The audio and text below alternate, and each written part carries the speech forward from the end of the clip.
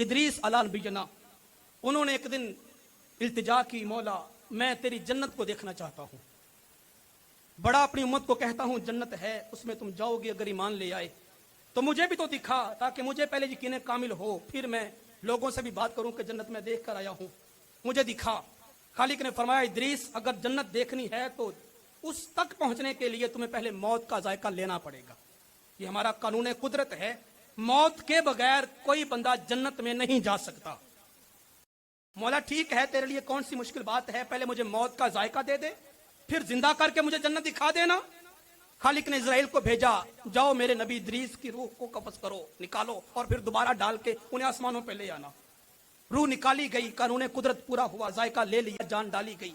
Malaika protocol देते हुए जन्नत के दरवाजे पे ले गए, कहा इदरीस ये रब की जन्नत है, इसे देखें और देखकर फिर आप अपनी उम्मत को जाके बताएं कि ये अल्लाह की जन्नत देख कर आया हूं। इदरीस अलैहि नबी ने जन्नत के बागात देखे, जन्नत की नहरें देखी, गिलमान देखे, हूरें देखी, वहां पे बिछे हुए फर्श देखे, दरो दीवार देखे। जब सारी जन्नत की सैर कर ली, फरिश्ते ने कहा इदरीस अब दुनिया में वापस जाओ और जाकर अपनी उम्मत को जन्नत के बारे में बशारतें दो। इदरीस अलैहि नबी कहने लगे मैं तो जन्नत से बाहर नहीं जाऊंगा, मैं जन्नत से बाहर नहीं जाऊंगा। रब अज़्ज़ल जलाल ने पूछा इदरीस तूने तो वादा किया था कि मैं जन्नत देखकर दुनिया में वापस चला जाऊंगा। फरमाया हाँ मौला किया था, लेकिन वादा तोड़ता हूं, मुझे नहीं पता मेरी उम्मत किधर है या कहां रहती है, मुझे उम्मत के पास ना भेज। मौला जन्नत के नजारे ही ऐसे हैं, मैं यहां से वापस नहीं जाना चाहता, और तेरे सारे कानून भी मैंने पूरे कर लिए, अहकामात भी मान लिए।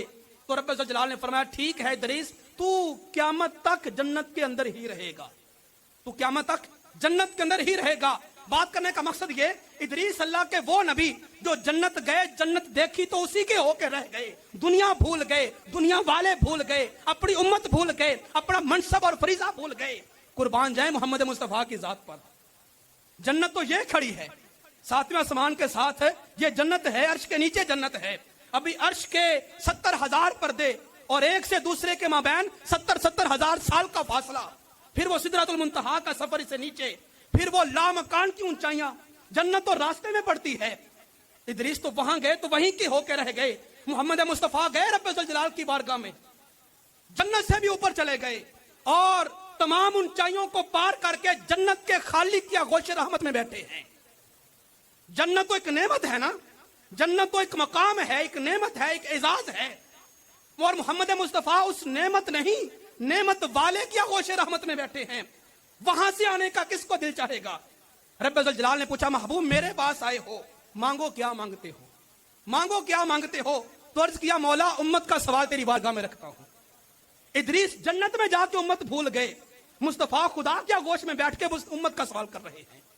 मौला उम्मत का सवाल है, उम्मत का सवाल है, महबूब बख्श दी, और सवाल कर, महबूब बख्श दी। फिर फरमाया कि महबूब आप मेरे पास आए हो, चाहें तो यहीं पे ही रह ले। इदरीस तो जन्नत में रुक गए थे, हम आपको लामकान में अपने आगोश रहमत में रखते हैं। नहीं मौला मैं इदरीस तो नहीं, मैं तेरा मुस्तफा हूं और मुझे तूने रहमत ही रहमत बना के भेजा है। मौला मुझे वापस भेज, और मेरी दुआ ये है कि मुझे मौत के वक्त भी ईसा की तरह जिंदा ना उठा लेना। मेरी तेरी बारगाह में इल्तिजा ये है कि मेरी वफात के बाद मेरा मदफन और मेरा मकबरा भी मेरी उम्मत के अंदर ही हो।